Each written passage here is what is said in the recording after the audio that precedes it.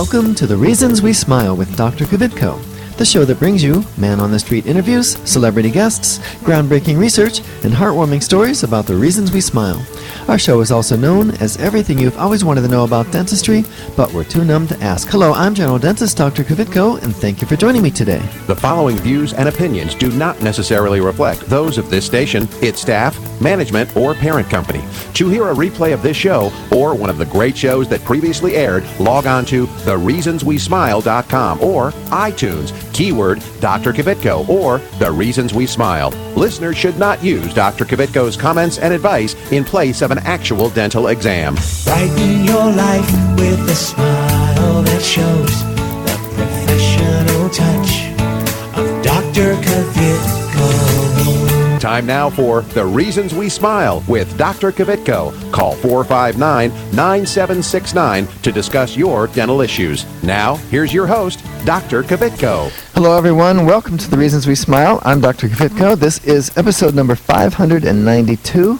Today, we're going to take you inside the Hamakua Macadamia Nut Company on Maluokalani St in Kawaihae, Hawaii, which is on the Big Island, okay? Maluokalani St. I said that really well when I was practicing, and then I screwed it up. In the Hawaiian language, by the way, there are only 13 letters in their alphabet, so you have to repeat them. Anyway, before we get started, let me remind you, if you'd like to follow me on Twitter, it's at Dr. Kvitko, and if you'd please go to my office Facebook page and like us, that would be awesome. It's Dr. Kvitko and Associates.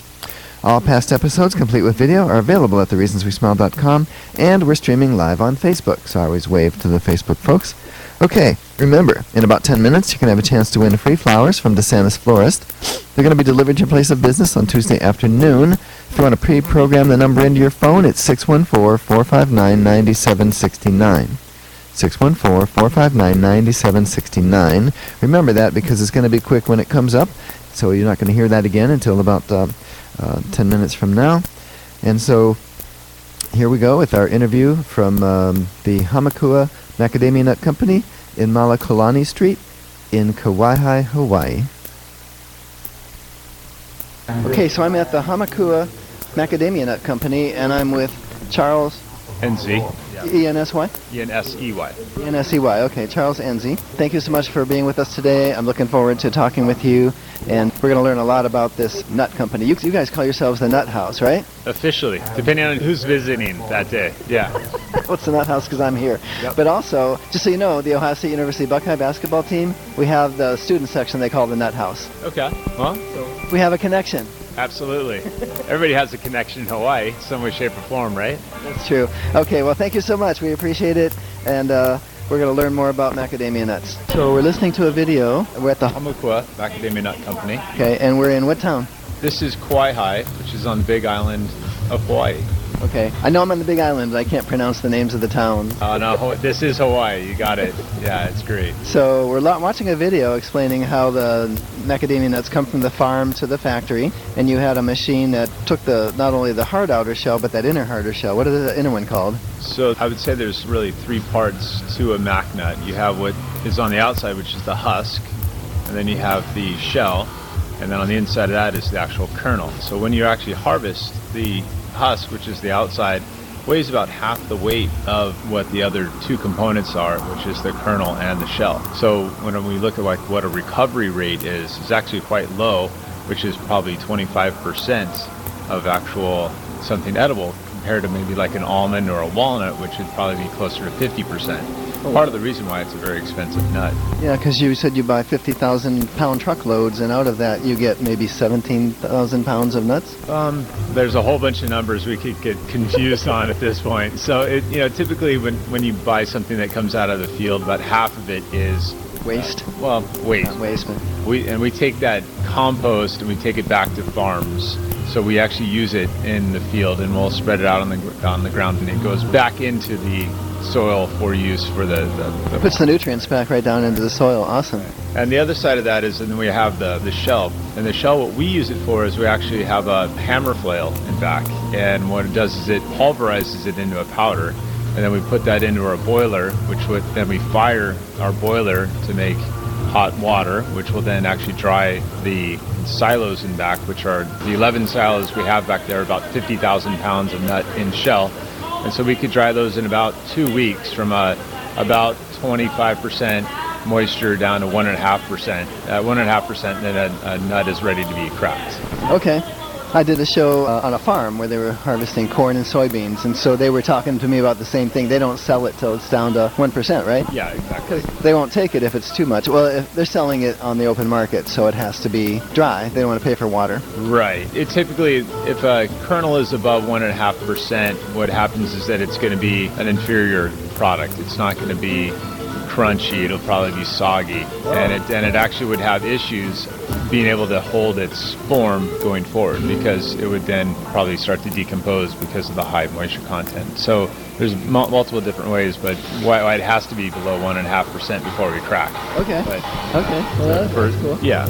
So we're looking at this movie. It's kind of showing from farm to store, right?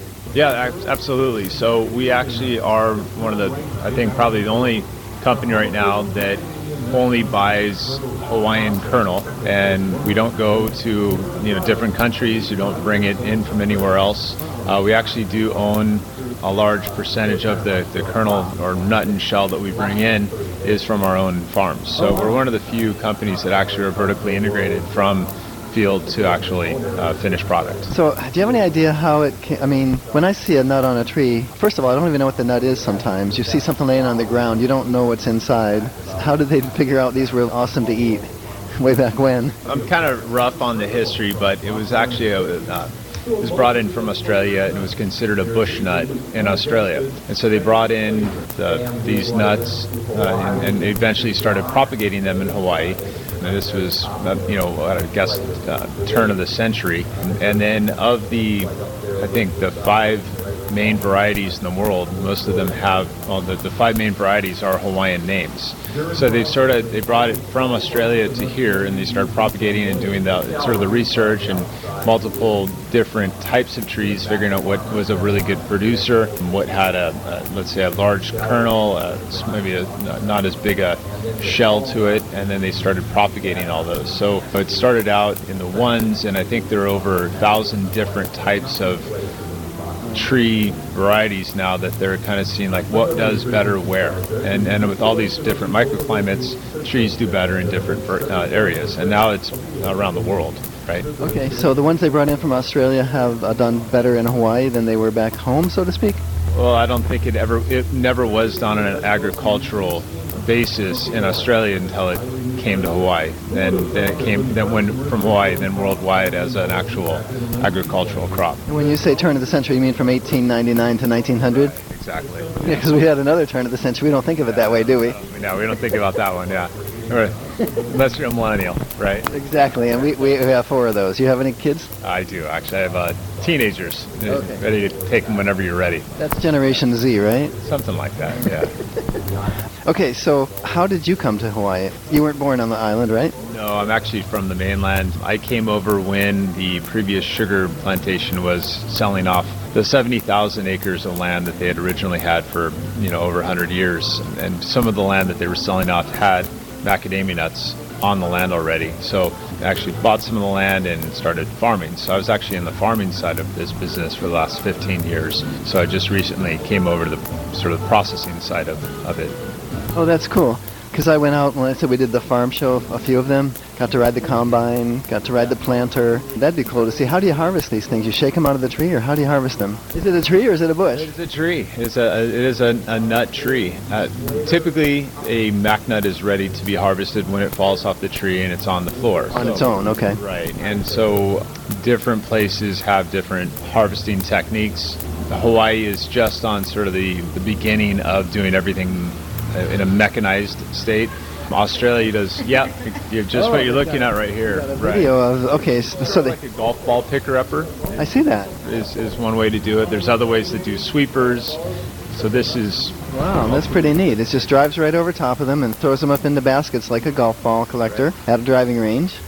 Cool. And then it throws it into the hopper, and then they have a truck driving down the rows of the trees to collect them. Yeah, another way to do it is just people that just do it by hand. They're gonna squat all day long and try to do approximately 15 to 20 bags of nuts a day.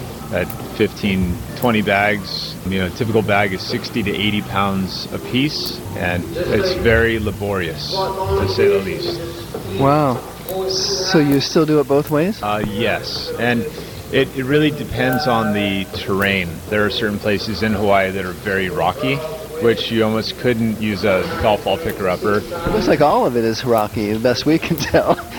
You'd be surprised, depending on which volcano you're on, right? So if you go to Kohala or Mauna Kea, those are really like dormant or very old volcanoes. Whereas if you go to Maluokalani, which is sort of where Kona is, it's actually fairly young and it is active, and that's where you have a lot of very rocky soil, just because you haven't had enough years to build up soil and dirt and all that.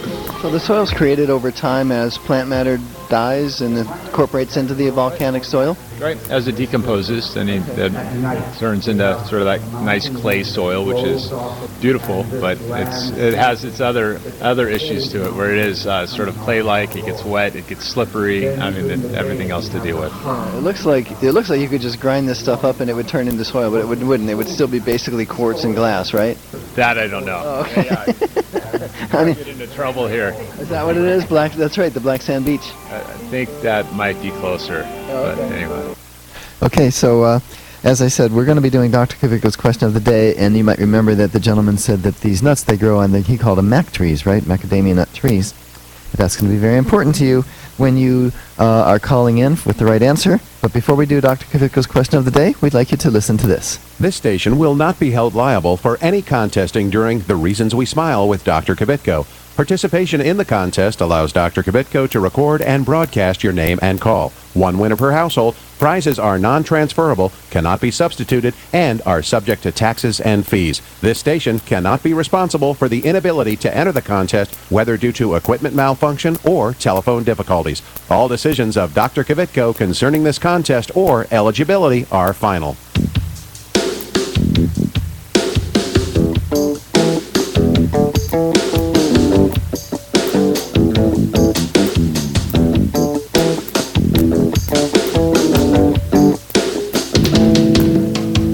And now it's time for Dr. Kvitko's question of the day. All right, today we're talking about macadamia nuts. Where do macadamia nuts grow? Do they grow A, underground like potatoes and carrots, B, on bushes, C, on vines, or D, on trees? All right, the winner's going to receive free flowers from DeSantis Florist. They'll be delivered at your place of business this Tuesday afternoon. The number to call, 614-459-9769. That's 614-459-9769. Now, you got to be quick, folks. We only have a little bit of time. We're going to a short commercial break, but we got to get the answers in before that ends. So, go ahead and call now. You won't believe it though. I wanna hear your mind, and there's nothing else in the world tonight. She said people don't take the time. Hey, people don't take the time. Hi, I'm Keith Carlos, winner of America's Next Top Model and star of Chocolate City 2. Look for my smile on the big screen this summer, courtesy of Dr. Kvitko. Stay tuned to The Reasons We Smile with Dr. Kvitko, the world's most interesting dentist. Hi, I'm Dr. Kvitko, general dentist and host of the Reasons We Smile radio and roadshow. Did you know that you no longer need to visit several different dental professionals to get more complete dental care? We handle everything from cleanings and orthodontics to restoration, implants, and smile makeovers, all in my office. And now we have 2 locations. Get the most advanced technology and procedures available today. It's more complete dentistry. Visit worldsmostinterestingdentist.com for more info about Dr. Kvitko. Dr. Kvitko, let's go!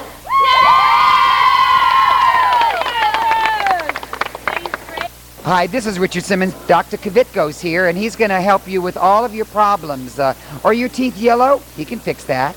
Are you missing a tooth? He can put a new one in. How is that? That's very good. Thank you, Richard.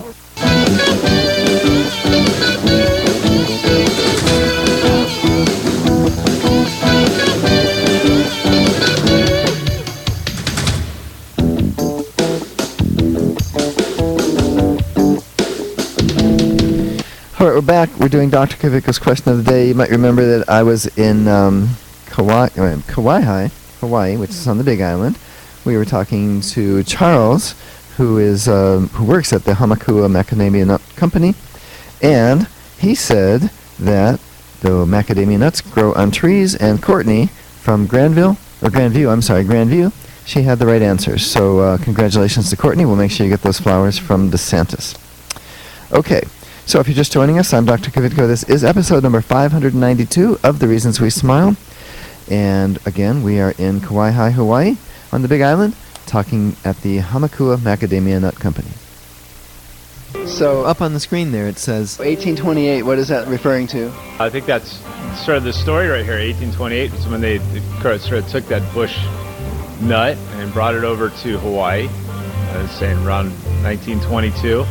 And they started propagating and trying to figure out which nuts really worked well and what didn't. We drove up that road this morning.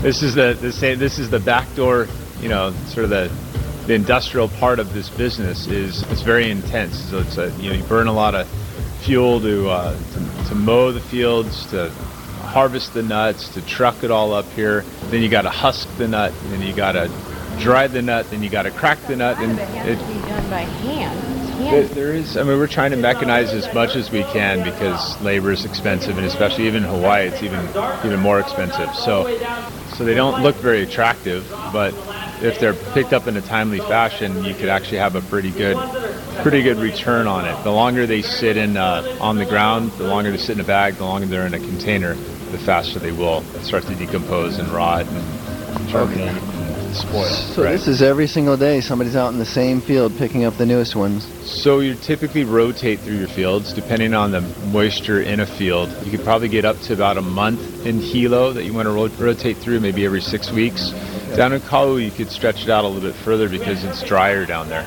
So maybe you could harvest every maybe 2 to 3 months. They produce all year long though? I want to say typical season is about 6 to 8 months. Hilo starts earlier than Kau, so for us it's almost year-round because we're buying from different farms all around the island. But we do take about 6 weeks and we shut everything down and rip everything apart and rebuild almost every year. Okay, clean and then improve probably the... Exactly. So the trees have a dormant period. They'll have 2 flowerings a year, and so there is a certain period of the year where they'll have about 3 months, maybe 4 or 5 months off, depending. And everything is climatic, so you don't control anything. We don't really irrigate necessarily in Hawaii. You're just kind of seeing what happens.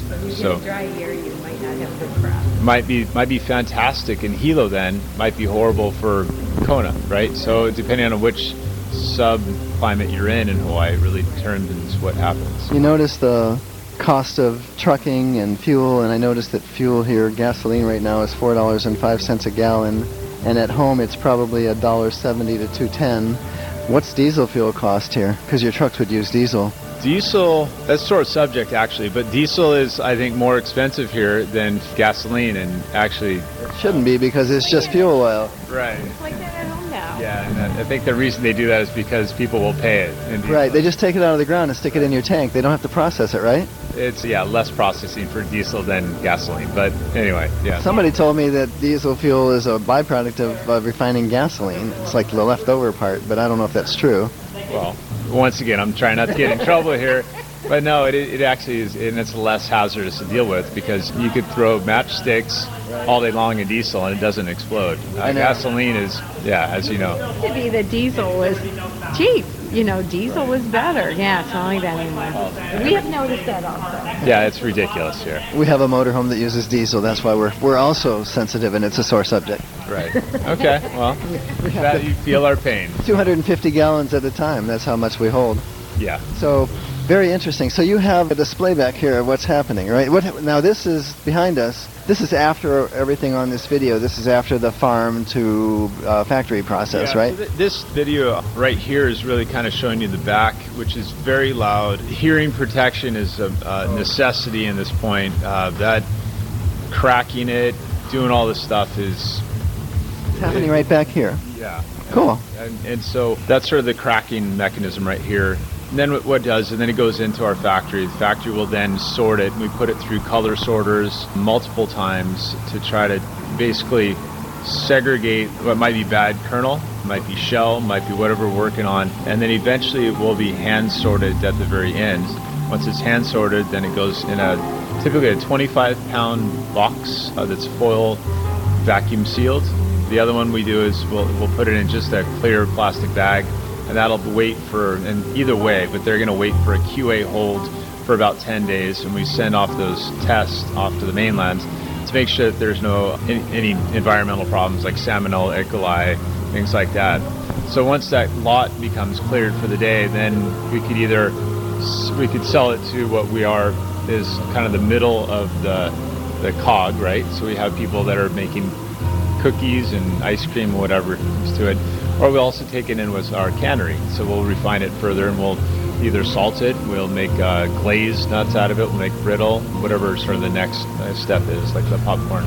Wow, so everything you produce has about did you say a 3-week hold? It's about 10-day hold. 10 days, 10-day hold. Right. Okay. And that the people at the Food and Drug Administration are examining it? So I believe that is actually an independent laboratory on the mainland. That you guys choose, or the government says you got to send your stuff here? Good question. I believe we choose that one, but it's going to hold up the industry standard, right? Okay.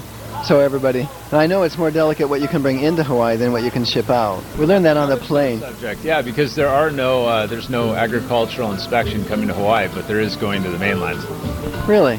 Figure that one. Oh, huh. Yeah. That's not fair. Well, sore subject, but it's okay. You have to send everything to the mainland.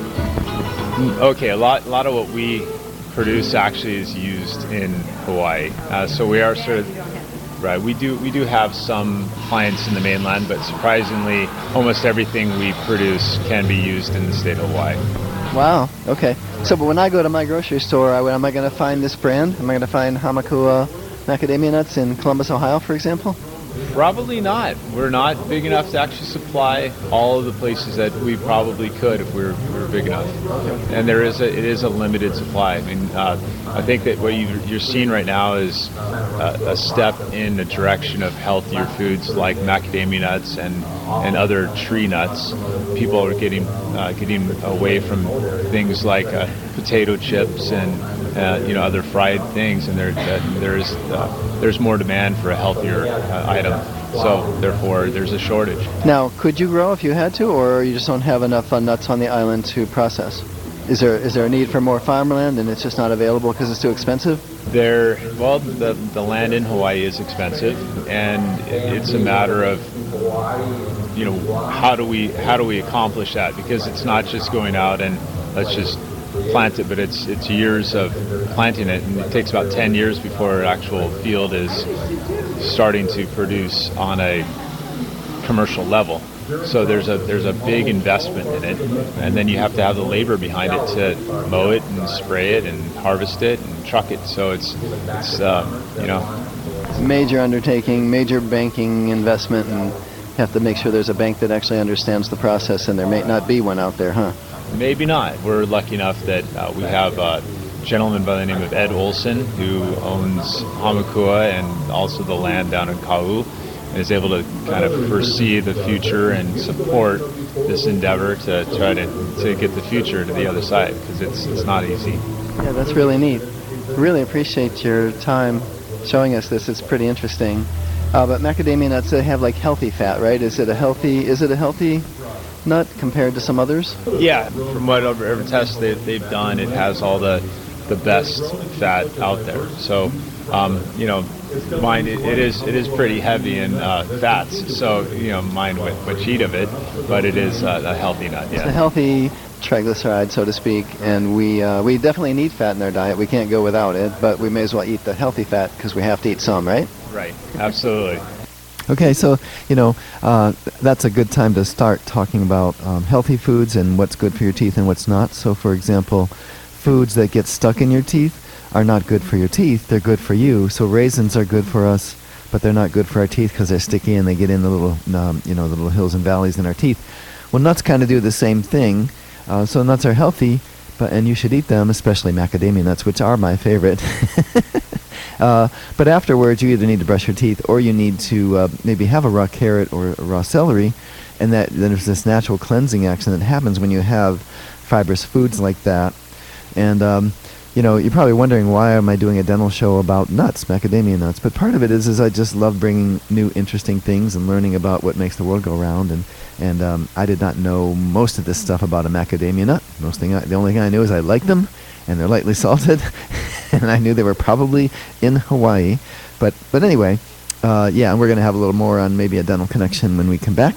You're listening to The Reasons We Smile, episode number 592 with Dr. Kvitko, and we'll be right back. You can't take me as I am, not just a little bit. I don't know who to be. I'm a paper cup, baby, of the sea. I know you see it too, 'cause you're too much for me.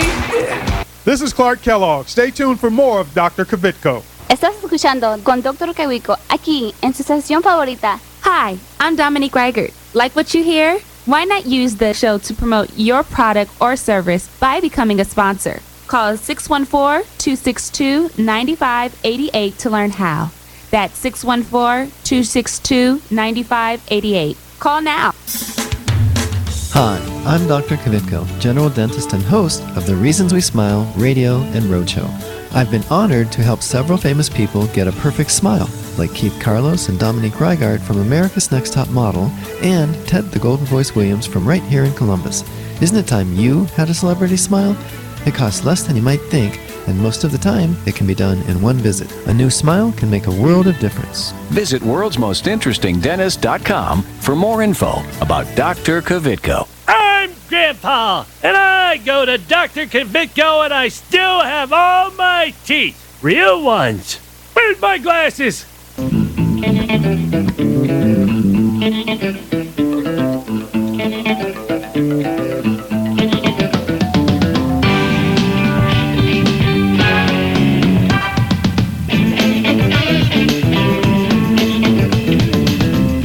If you're just joining us, I'm Dr. Kvitko. This is The Reasons We Smile, episode number 592.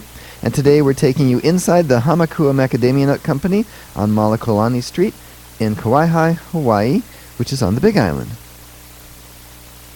I see you guys have turned it into some pretty interesting things, all kinds like popcorn and pancake batter, and I'm trying to think what else. Ice cream, cookies, what else? Yeah, I think what we're looking at is your value-added products, where you turn into a brittle. We have different flavors of brittle. We have different glazed nuts that we're making now. Then you also have your salted nuts, and to tell you the truth, our number one seller is just a lightly salted mac nut. So right, it's that's kind of my favorite. Yeah.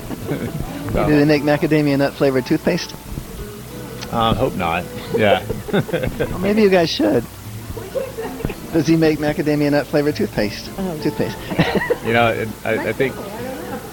I think you want to make yourself to the point. You want to make your business to the point where you have some sort of diversification. But if you're over diversified, it's a disaster as well, because everything is product with labeling. You got to have nutritional ingredients, and when you have packaging, and you've got runs, and you've got supply chain, and it does become very complex. So you want to have some diversification, but when you get too many, it could be a headache. So if you made macadamia flavored toothpaste, it might just kill the whole business, right?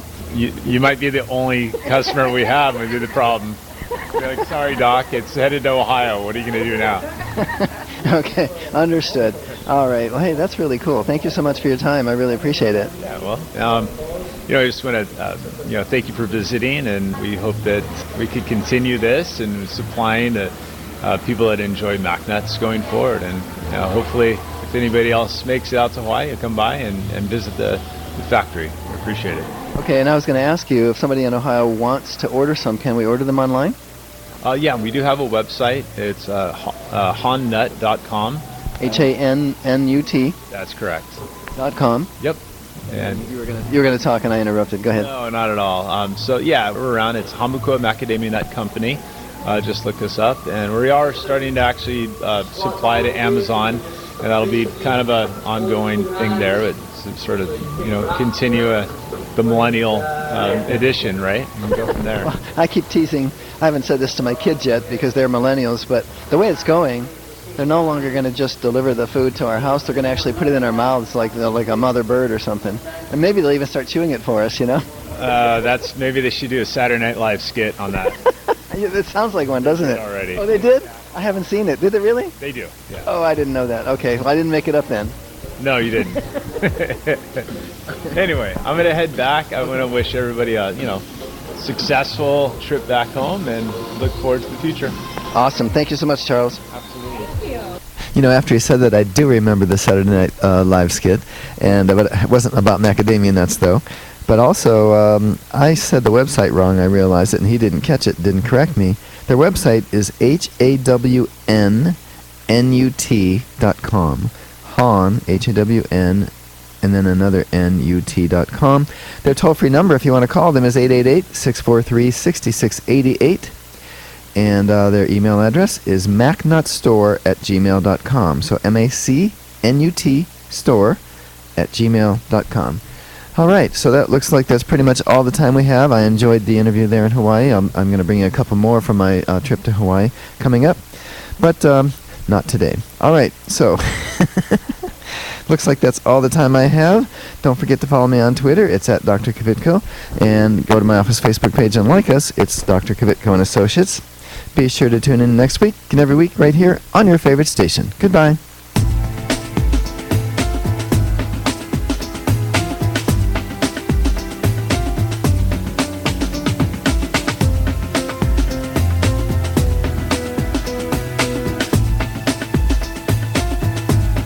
This is Carly Red from Love and Hip Hop Atlanta, the hit show on VH1, urging you to tune in next week with my dentist, Dr. Kvitko.